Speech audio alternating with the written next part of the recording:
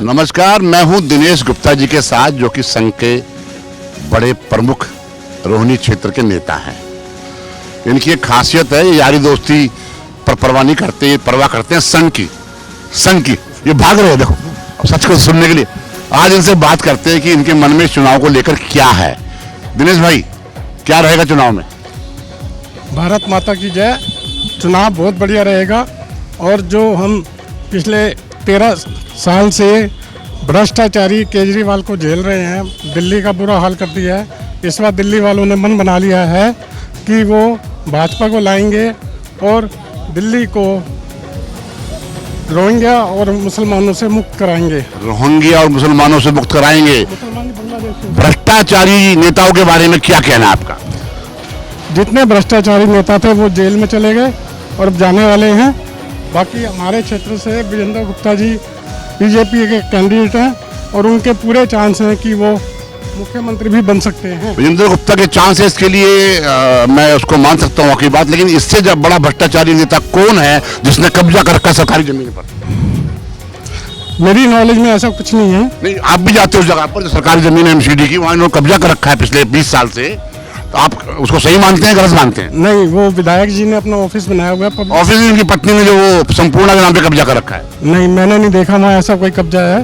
बाकी अच्छा, आप दिल मन से बोलना, दिल आपको मोदी जी की कसम, उन्होंने कब्जा कर रखा है नहीं कर रखा है? संघ की मीटिंग में वहाँ होती रहती है। कोई कब्जा नहीं है और संघ भी जो है ना देश हित में ही काम करता है। संघ देश हित में काम करता है, लेकिन विजेंद्र गुप्ता जैसा व्यक्ति जो स्कूटर पे आया था, आज उस पर करोड़ की कारें हैं, इतने सारे मकान हैं, इतने फ्लैट उसने ले लिए, वो कहाँ से आए? उसका धंधा क्या है? अगर विजेंद्र जी राजनीति में नहीं आते तो मैं दावे के साथ कह सकता हूँ जो भी प्रॉपर्टी उनके पास है उससे दुगनी प्रॉपर्टी होती। उन्होंने जो समाज सेवा में अपना टाइम दिया है तो उसका कोई आप मान रहे हैं कि समाज सेवा में काम करते करते उन्होंने भ्रष्टाचार के साथ पैसे भी कमाए हैं। हो सकता है वो अलग से ज्यादा कमाते, लेकिन जो पैसे कमाए हैं वो बिना काम धंधे कमाए। बिना काम धंधे से पैसे कमाए तो कहाँ से पैसे आए? इतने फ्लैट, इतने मकान, इतनी बड़ी बड़ी गाड़ियाँ। भाई, आज से 30 साल पहले किसी ने अगर 1 करोड़ की प्रॉपर्टी ली थी तो आज वो 20 करोड़ की प्रॉपर्टी है। तो विजेंद्र जी ने ऐसा कुछ नहीं किया। दुकान धंधा उनके पहले पिताजी के साथ था, वो काफी काम किया। फिर कमला नगर निगम पार्षद बनने के बाद, जब निगम पार्षद बनने के लिए यहाँ आए थे तो एक छोटा सा फ्लैट उनके पास था।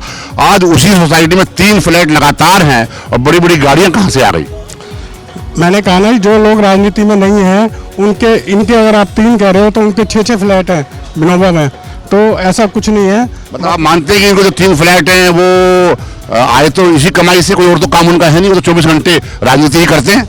नहीं, उनका कमला नगर में साड़ियों का काम है और उससे भी उनको काफी अच्छी इनकम है। उस काम को बंद हुए 20 साल हो चुके हैं, आपको नॉलेज नहीं है? नहीं, कोई भी। उनके पिताजी की डेथ के बाद वो काम बंद हो गया था। नहीं, वो दुकान बेच दी है। वो भगीरथी का काम था, उसके बाद इन्होंने पिताजी की डेथ के दुकान पे कौन बैठता है उनकी, जो वहाँ कमला नगर थी?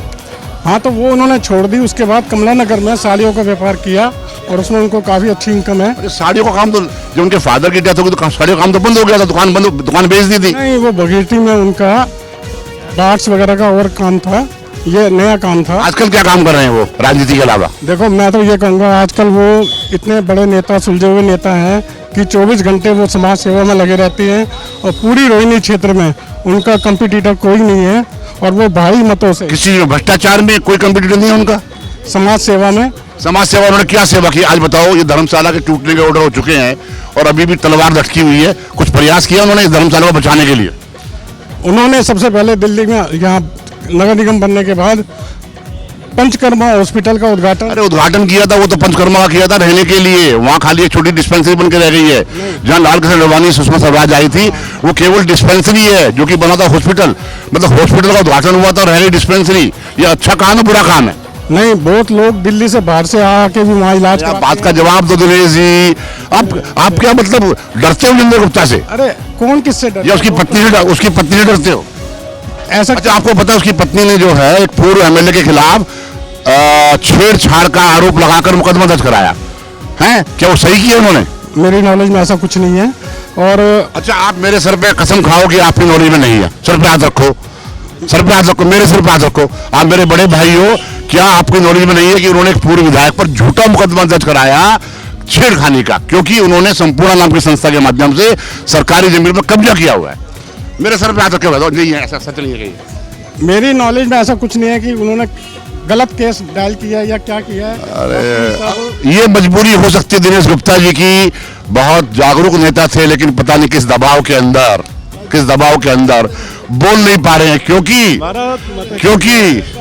क्योंकि ये आप समझ सकते हैं, ये जो संघ के लोग होते हैं कई बार अपने नेताओं के खिलाफ जनरली में ऐसा कुछ होता तो आज की डेट में कोई ना कोई तो कंपटीटर उनके सामने होता, कोई कैंडिडेट नहीं है जो उनको कंपटीटर। और उसकी बात तो ये है कि रोहिणी एक पोस्ट एरिया है और उस पोस्ट एरिया के अंदर इनको मालूम होगा कि जो इनके चार बार विधायक रहे थे 20 साल तक, उनको भी पब्लिक ने मात दी थी। देखो दिल्ली में और भी बहुत पॉश कॉलोनियां हैं, लेकिन 1915 के इलेक्शन में सिर्फ विजेंद्र गुप्ता थे जो इधर से 3 सीट जीतने पर बीजेपी की अकेली सीट विजेंद्र जी ने निकाली थी। और 1915 नहीं, 2015 में, 2020 में। अच्छा